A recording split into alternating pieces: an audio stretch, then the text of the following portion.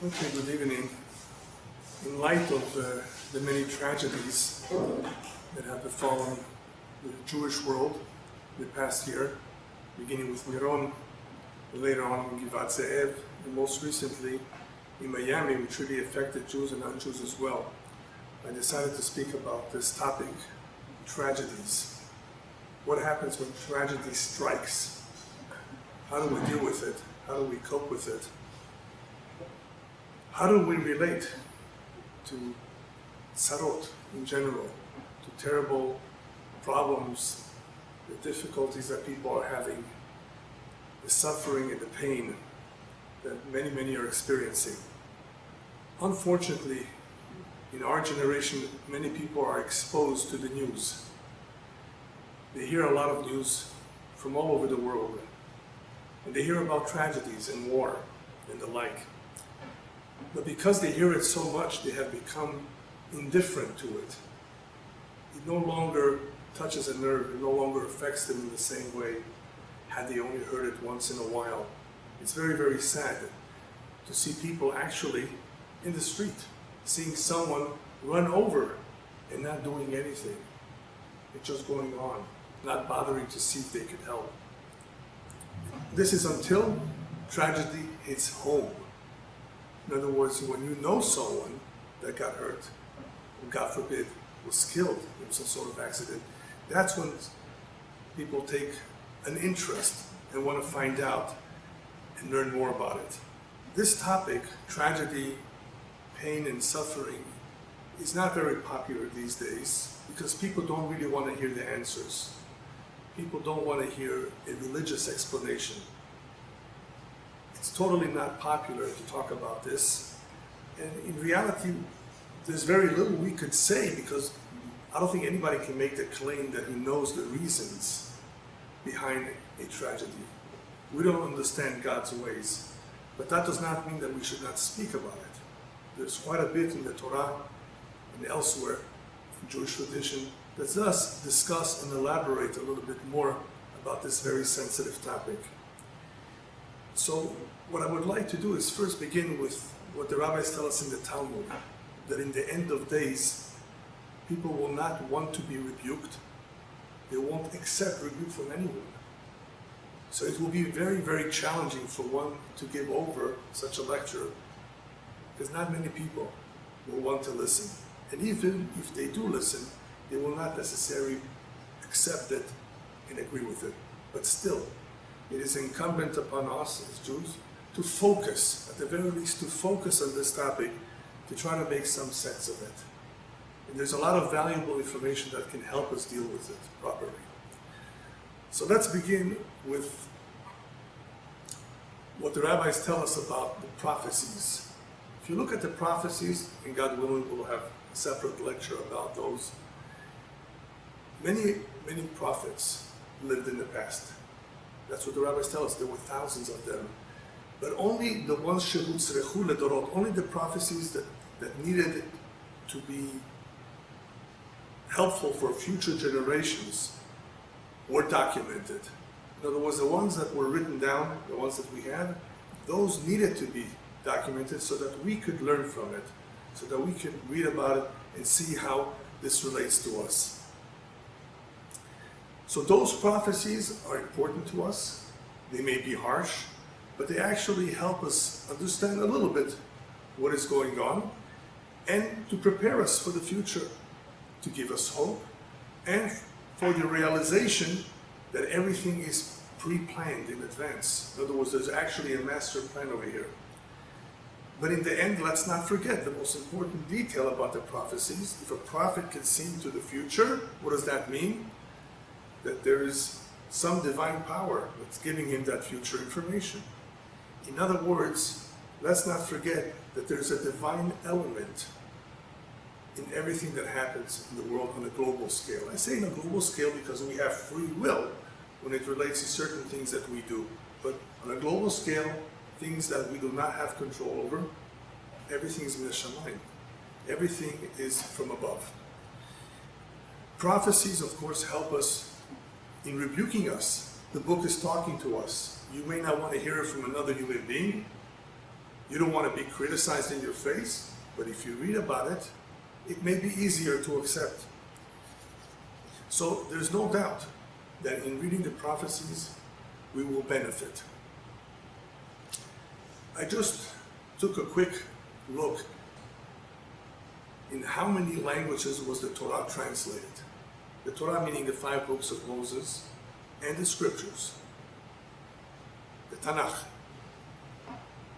You would never guess, 704 as of 2020. And what does that tell you? It's not only the bestseller, but obviously the messages there are very important to many, many people if they want to translate in as many languages as possible. Those messages carry a lot of weight. Those messages relate to the entire world, not just to the Jewish people.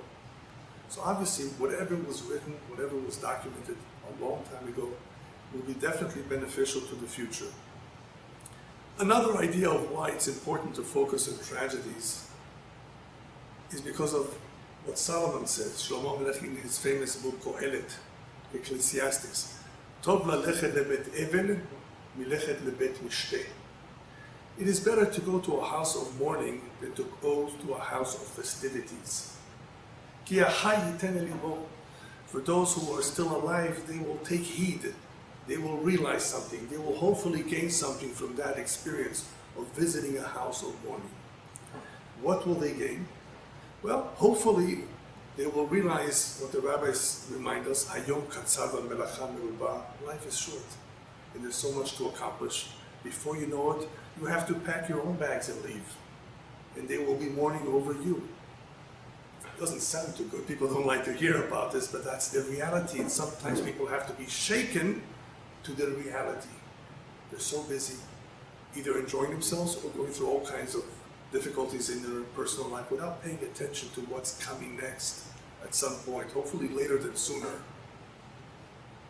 So when we go to a house of mourning, it triggers something in us, at least it's supposed to trigger that feeling of what just happened now happens to every human being.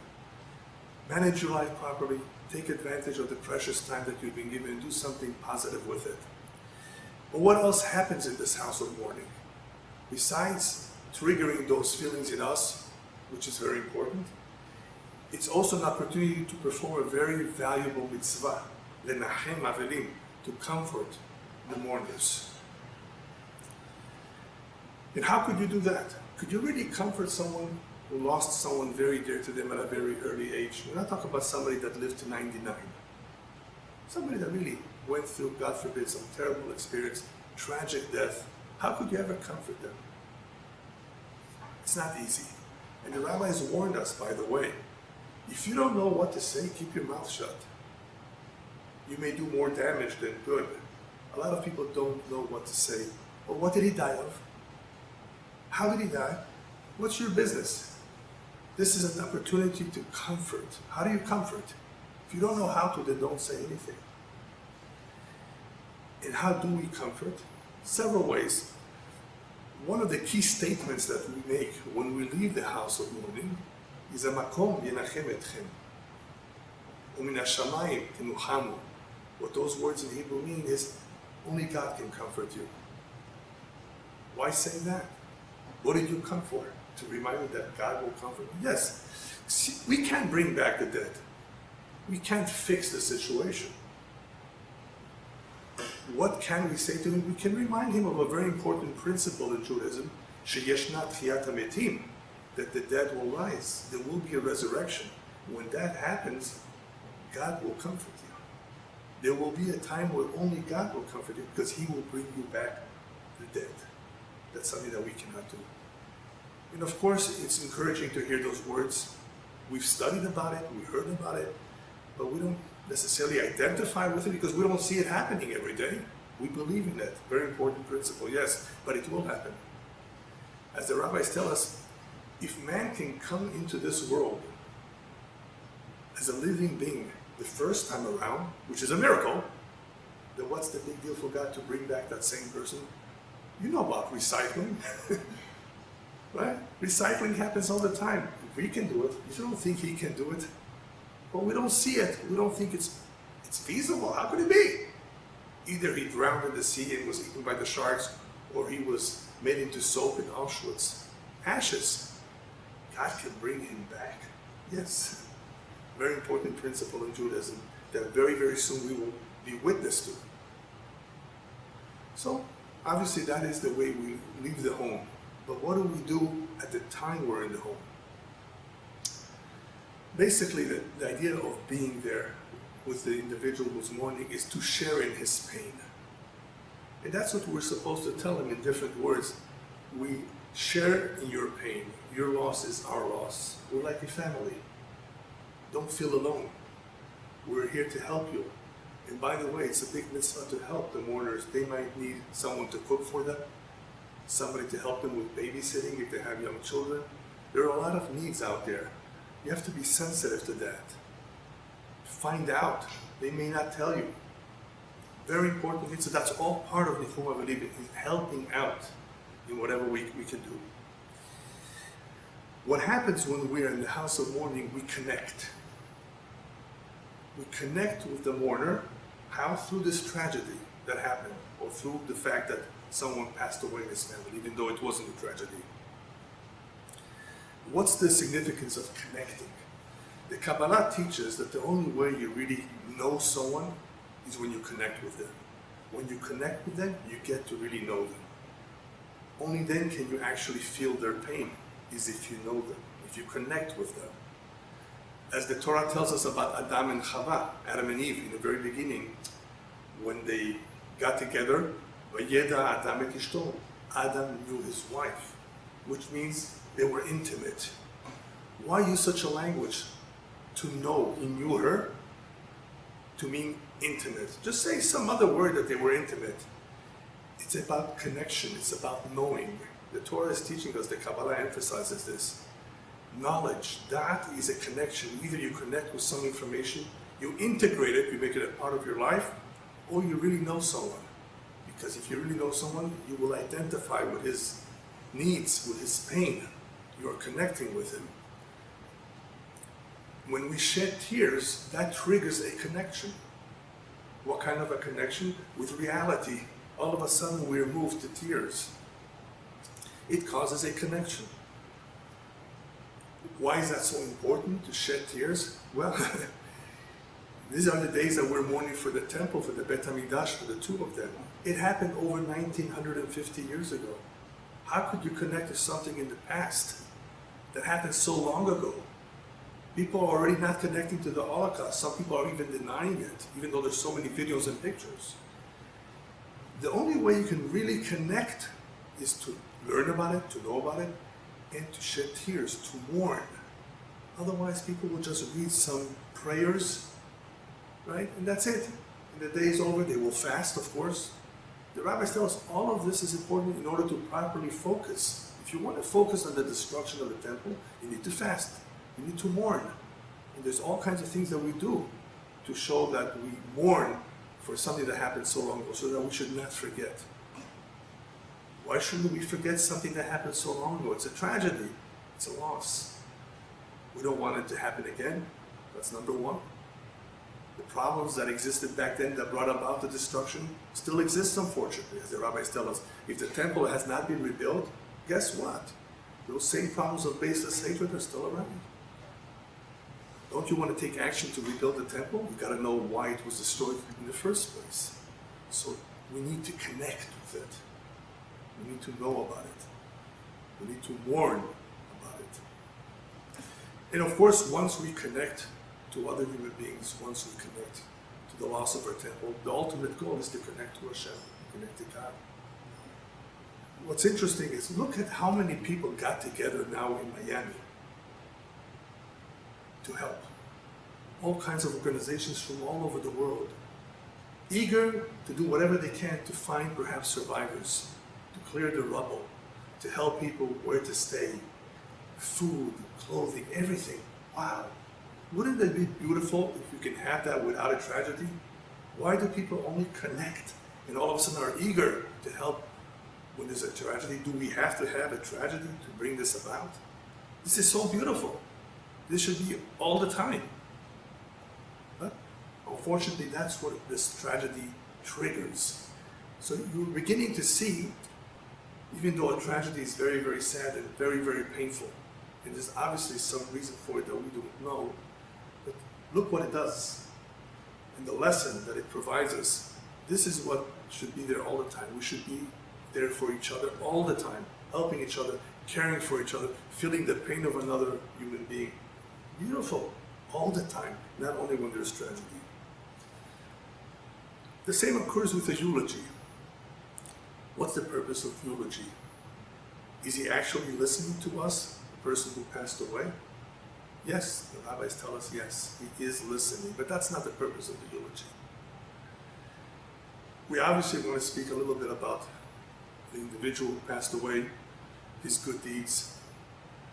We want to remind the family how important it is that they should say prayers for the deceased, learn in his memory, give charity in his memory, do whatever they can for him in his memory. Of course, all of that is true.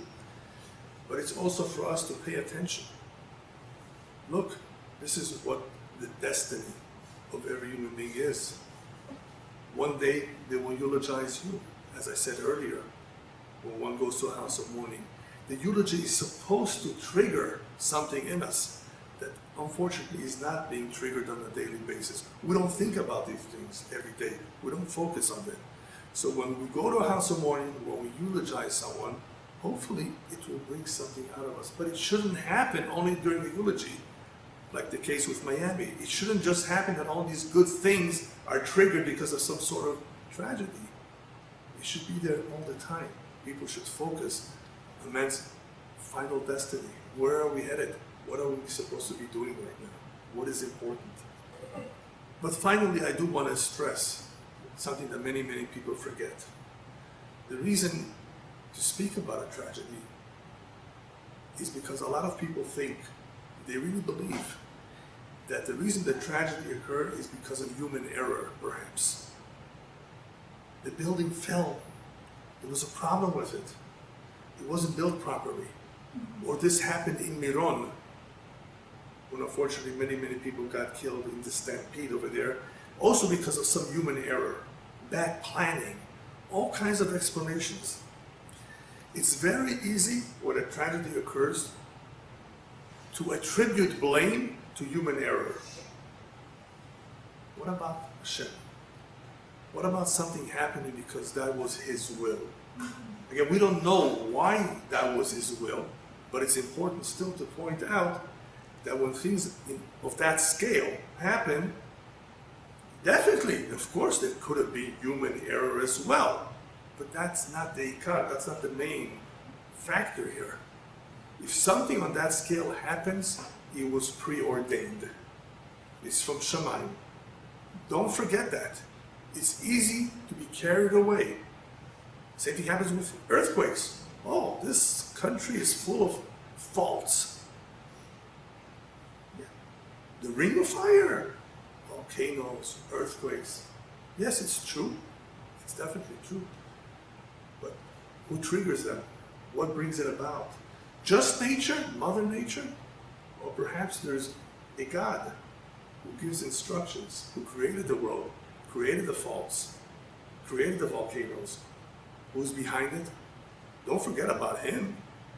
You can talk about the nature, you can talk about the faults, you can definitely talk about the problems that brought this about naturally. Yes, people need to be careful, but don't forget about him. That's very, very important. When it comes to human error, there's no doubt that we have to learn from it. So for the future, it doesn't repeat itself. Yeah, you have to be careful. The Torah is reminding us you have to be very careful with your life. Don't risk your life unnecessarily. Who says they're going to make a miracle for you? You got to be careful.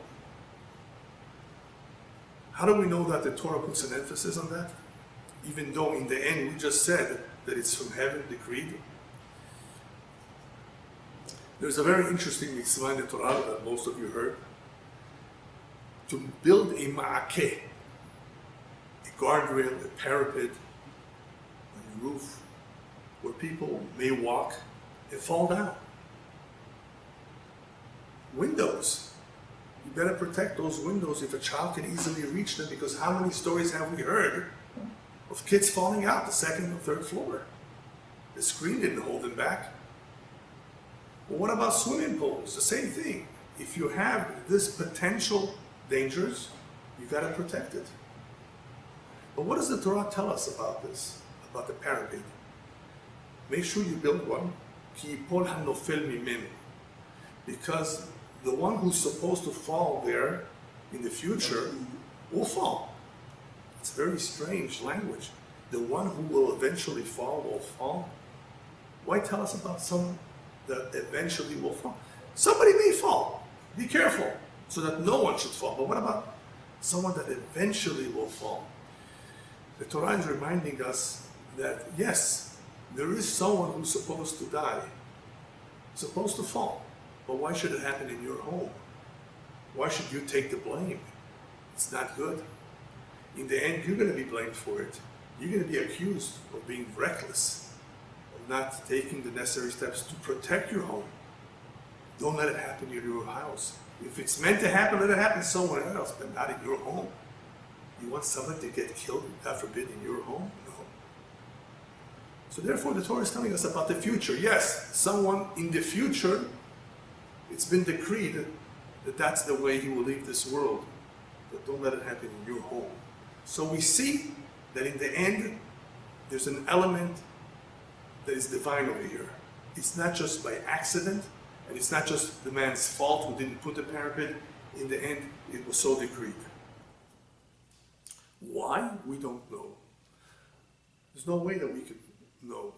At times we can guess, at times we can possibly figure it out, but it's not something that we have to be interested in, because it's very difficult for man to fathom God's ways. We're just limited. We can't figure it out. And that's not what's important here, only the lessons to be learned. So the little bit that we do know about why certain tragedies occur, we need to talk about it a little bit.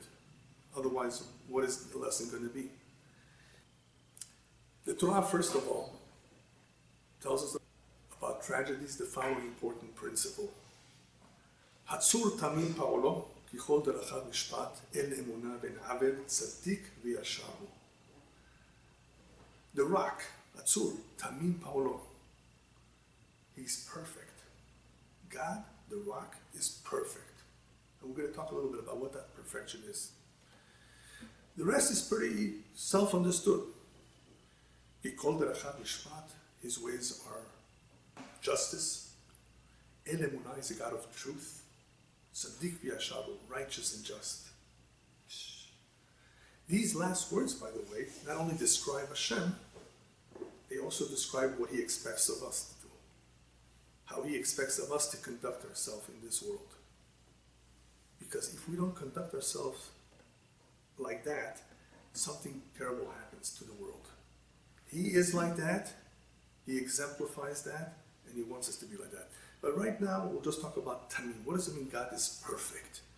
Very important concept, because we see what appears to be to many imperfection. Wow, so much war, so much suffering. And who suffers? Good people. So we need to reconcile these contradictions, apparent contradictions, with what we know, that God is perfect. He's just, he's righteous. There's a beautiful mashal, a beautiful parable that explains it as follows. What does it mean, perfect? Imagine this individual who was caught stealing. And because he committed this crime so many times, many people got hurt from him, the judge decided to put him away in jail for 25 years. It's very, very strict.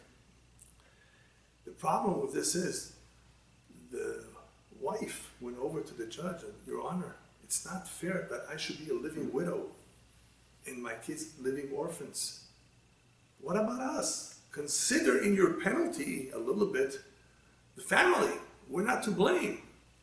And the judge says, I'm sorry, there's nothing I can do. That's the law. He broke the law. He committed some terrible crime, and he did it more than once. I cannot have pity for him just because of his family. That's not the way the system works. But his system does work like that. When we say God is perfect, that means he takes everyone into consideration. If this man will die and that will affect family members who don't deserve that pain, then he won't do it. He'll push it off for another 25 years perhaps, till the end of the person's life. There's so much that of course we don't know. I'm just giving you one mashal, one example of what perfection means. When God is perfect, that means his justice is perfect because it considers everything. So that's an important principle to begin with. But perfection also means something else. In God's world, we see perfection, we see balance. Perfection means balance. And all you gotta do is learn a little bit of physics. The laws of physics, you will see how everything is so perfect, everything is balanced. If it would not be balanced, life could not be supported here. There's an incredible balance and harmony and seder, order in creation. It's evident, it's observable. You don't have to be a scientist to see it. So the world was created so. Man is the one that disturbs the balance, but in the very beginning, there was balance. Man is the one that brings about a lack of balance. And when he brings about a lack of balance, he hurts himself and he hurts the world. So when buildings begin to fall, when people fall, when terrible things happen, it's because there's a lack of balance. Something is not right with the balance. So what happens next?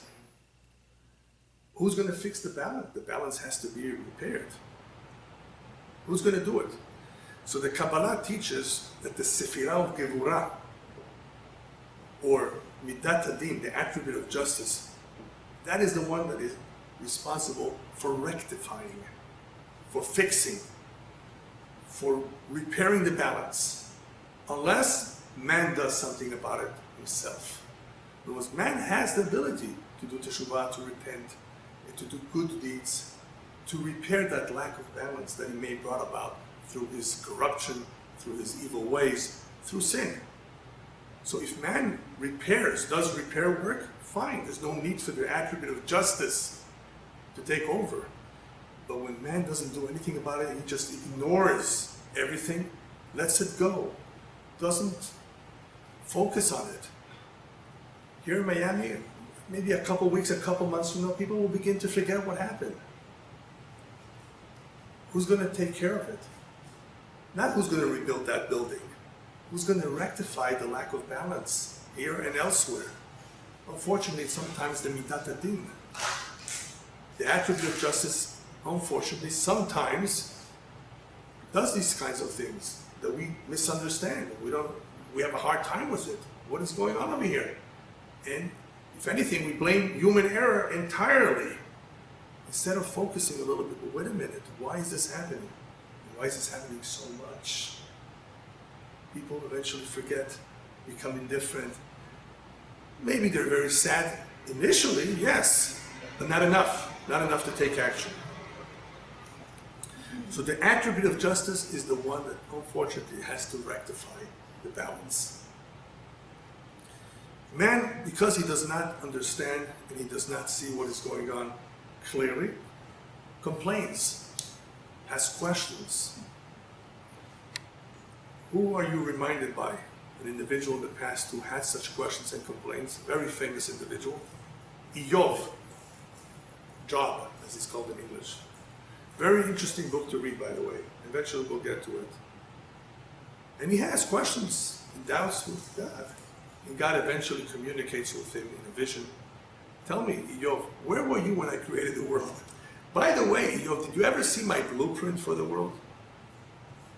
Do you understand how I managed this incredible, great world? No, you don't. And you have these questions. You will never be able, even if you lived 1,000 years, to understand anything of what's going on, because you haven't seen the blueprint. So, because we don't understand, we have to ask ourselves just one question. What is it that I can do? What is it that I can do right now to hopefully make sure that such things don't repeat themselves? Is there anything I can do? And the answer is also found in the Torah, in the parasha of Igla Arufa. Very interesting ritual that was performed by an entire community, where someone was killed right outside a community, right outside the town. And the elders of that community were asked to go out and check this out and ask themselves, why did it happen close to our town? Maybe there's some connection to our town. And what would happen, besides the ritual of killing a calf in a very, very unusual way, they would, of course, confess and express their sorry and really examine their deeds and investigate. Perhaps they didn't do enough to safeguard that man's life. Perhaps they didn't accompany him. Perhaps they didn't check to see if there was no harm in his way, because it's right close to their city. You know where this happens today? It doesn't happen enough, but it happens to some degree, is when you have people killed in car accidents. Hopefully, the police and the state, the governor will investigate. Are people really speeding?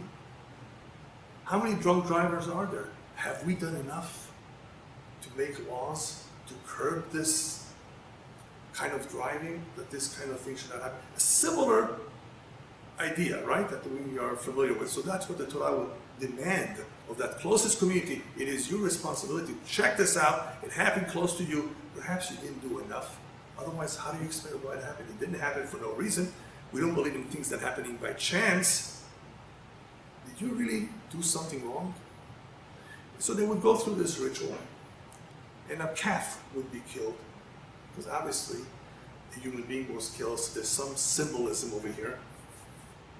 And the symbolism is very, very powerful of how this is done. And all this for what? Again, like I said earlier, to trigger that conscience in us. Something that we would not think about. Something perhaps that we would be indifferent to, like many people are, unless we thought about it, unless we examined our ways. And the Torah said you have to do that. You have to do that, otherwise these things can happen again. So what do we call this examination or this investigation? It's called Cheshbon HaNefesh. In reality, this is an accounting of the soul. What is it that we're doing wrong? That is what the Torah is asking us to do. In Spanish, it's called balance del alma, which is interesting because balance also like a balance. In other words, you're checking yourself out. What exactly is going on over here? Because perhaps things are not in balance. There's no izun, no balance whatsoever. What's not right? Okay, and once we examine ourselves, what kind of a conclusion are we going to reach? Do we really know what to do next? Well, the first thing that we need to convince ourselves is, yes, you can make a difference. Don't think that if you examine yourself and you're not so sure and you take some steps, whatever it is, you're not going to make a difference. You are going to make a difference, but you have to be convinced of that. Man has to be convinced that his actions actually make a difference. A very important belief. If you do not believe in that you can make a difference, then obviously you're missing something. Something very, very important. So what I will do next is share with you some ideas, some quotes of a very famous philosopher who lived not too long ago by the name of William James. And even though I don't always quote philosophers, because we have enough in the Torah to teach us what to do, what to expect, how to deal with it somewhat, a lot of what he says is compatible with the Torah. Some very beautiful ideas, and I very much enjoy reading what he writes. And I think it's a good idea for anyone who wants to read more to look into him. William James was a philosopher, a historian, very interesting individual. And he has a lecture called The Will to Believe. The will to believe. Not everybody wants to believe. He realized that a lot of people want evidence to prove to themselves that there is a God in the world, and only then will they believe. Real strong evidence. And he realized that some things cannot be clearly proven to the satisfaction, or at least of a scientist. So he says, first of all, you have to have the will to believe. Do you really want to believe? Very interesting. And what this really is all about is the adoption of a belief without prior evidence of its truth. I call it the leap of faith in the sense, sometimes it's very powerful. If a person just allows himself the leap of faith, let's assume this is true. Let's assume it's real, there is a God.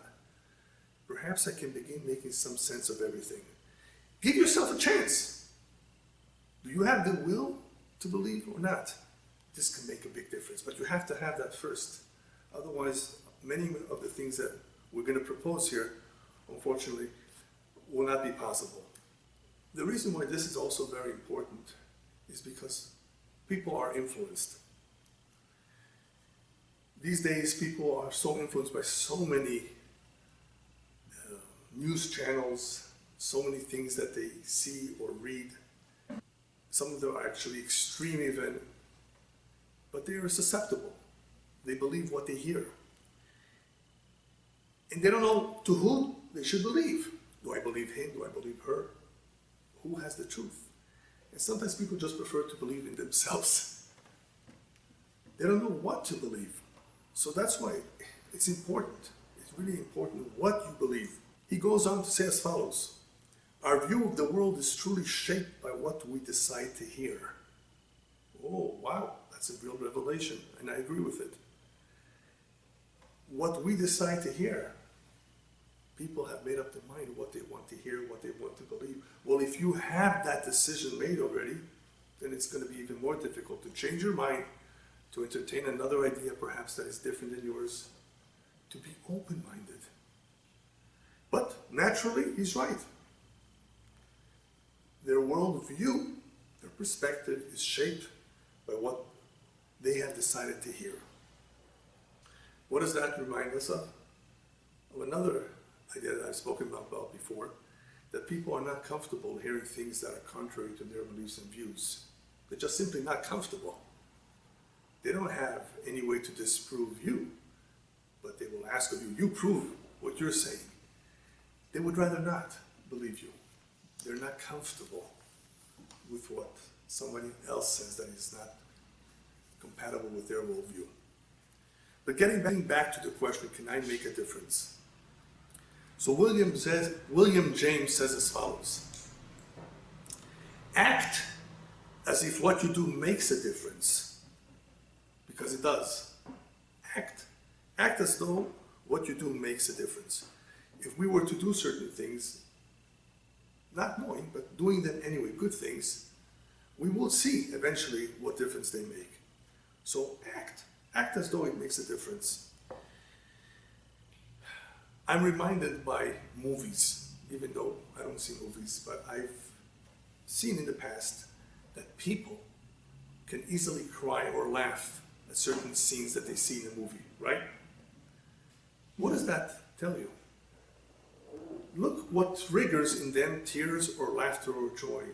People's behavior in a fantasy world, because that's what a movie is. It's not a real world. So Hollywood got you to cry because of an emotional scene. Hollywood got you to laugh. Look at this fantasy world, make-believe world, fake world. They triggered that in you. So where are your tears and laughter or joy in the real world? Why aren't you crying for real people? Why aren't you happy for real people? It was those emotions and feelings of joy, laughter, or tears are misplaced. People cried that they didn't get the sale. They were waiting outside that store, I think, what is it, Black Friday they call it?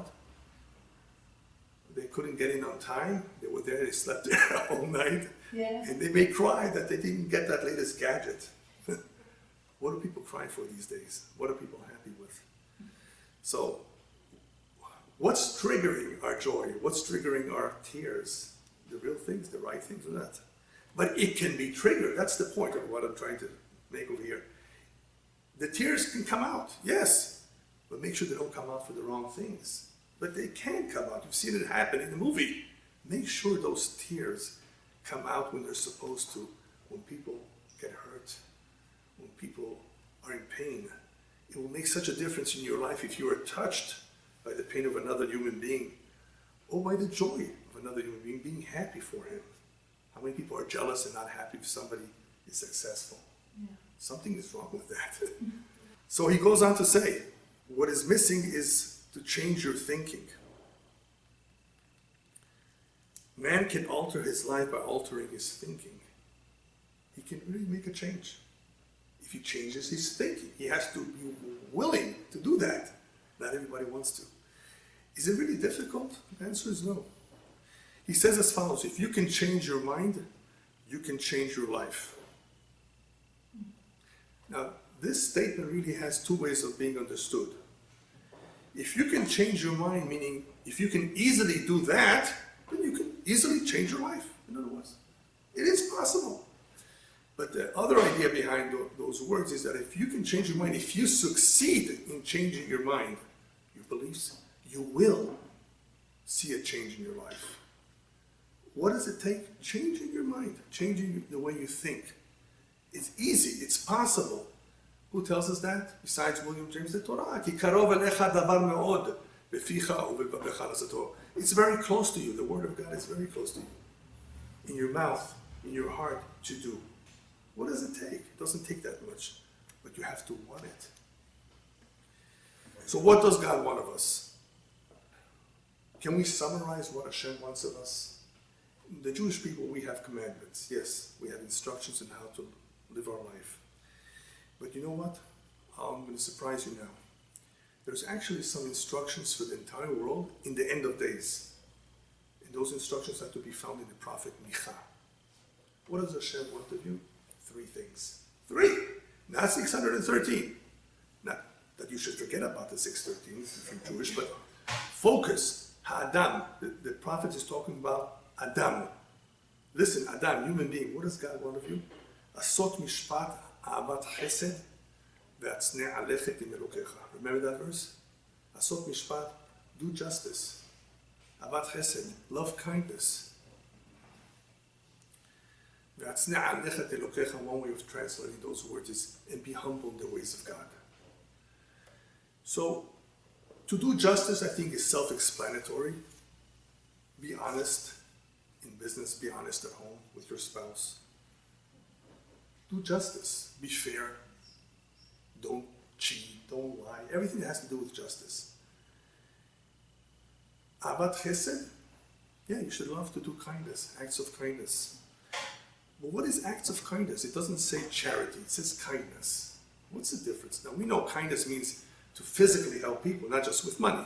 Okay, but it means more than that. The rabbis talk about giving charity in the following way. If you give someone charity, you will have 6 blessings as a result of this deed. If you say a kind word to the man, you'll get an additional 11. Wow. You get more blessings for saying a kind word than for giving him money? Yes, because the money, he's going to spend it. How much can you give him already? You can't help him with all his needs.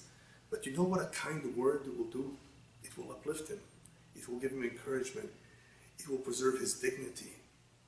He'll feel so good. He'll feel connected. We spoke about connection. You're connecting. When you give someone a kindness, you're connecting with him. Money, here. Nice to see you. You're kind to him. You identify with him. You connect with him. Let me give you an example of what I've done in the past, which I saw that is very, very helpful. People come to my door all the time, asking for charity, for help of all kinds. Okay, we give them what we can. But some of them feel very, very bad. They're embarrassed. They're having to collect money. They used to be very wealthy, some of them. Or they've never done this before, so they feel very uncomfortable. The fact that they have to go from door to door, it's not a good feeling. They're left behind a wife with kids. They don't speak the language. They're in a foreign land. They're not staying in the most comfortable quarters necessarily. It's very, very painful experience. I'm sure if you ask anyone who's done this, they'll tell you the same. What can I do to alleviate their pain? I thought to myself, I can offer them something to drink, which is good too. They may be thirsty. Perhaps sit down. Listen to their story. That's also very important, by the way. Give them encouragement. God will help you. Give them an address, perhaps. As long as the address is not of someone that doesn't want to be bothered. You know, he'll be upset at you. Why'd you send it to me? But anyway, help them out midweek, and all of this is good. But here's something that I've added on my own. Don't feel bad. You don't realize what you're doing. You think you're here to collect for yourself, to help yourself and help your family. You're here to help us. You're here to help the entire community. You're triggering in them an act of kindness, of charity. Had you not come to their door, they would never have done that. You realize that we need those merits. We need those opportunities to be kind to others and to give charity. You're giving me that opportunity. Please realize that. You're doing a big mitzvah yourself. This is your real mission over here. You're collecting for yourself. That's true too. You need it. I know that. God will help you. We all will help you. But in the meantime, don't forget, your more important mission here is to help every one of us participate here in this big mitzvah of helping another Jew. As soon as I say that, there has not been one who has not smiled and felt relief. Wow, I didn't think of that. I didn't realize that. You're so right. I wish I heard this all the time. It makes me feel good. But as soon as I heard that it made him feel good, it made me feel very good as well. At least I did something that perhaps was helpful and didn't cost any money. I still gave him the charity, but those words made the difference. They made the bigger difference in the money. So what difference are we going to make? When we hear of these kind of tragedies, we have to, as I said earlier, make a cheshbon nefesh. Cheshbon nefesh, when one examines himself, is always important. Whether it happened to himself or happens to others makes no difference. One can do this every night before he goes to sleep. What did I do right today? What did I do wrong? Just stay focused. What is it that I still need to fix? Not the kitchen faucet. I'm not talking about those kinds of things that need to be fixed and repaired. In your life, in your relationship, in your character, what needs to be repaired? Sometimes there's a lot to do. So what? One day at a time. Begin with small changes. What's necessary? Your belief. I can make a difference, I can make the change, and I want to make the change. If you have that, then you're on the right track. You have to want it. So start, of course, with small steps, with small changes. Reevaluate your beliefs and priorities. Remember we said before, it's the beliefs that may be wrong. Be prepared to change those beliefs if necessary. You have to want it. And last but not least, even though you may not be able to help people, what can you do? It's a big tragedy. You can pray for them. Prayer is powerful. You can pray for those who are alive, who need help, for those who were injured, who need to recover, and even to pray for those who have departed from this world. You can pray for them too. There's a lot you can do for them. Prayer. Well, why is prayer so important? Because that's another way of connecting. That's the way we connect with God. We pray to Him. We show Him that we depend on Him. That's the way you connect with others. When you pray for them, you feel for them. Connect with them. Just like to finish with the following question.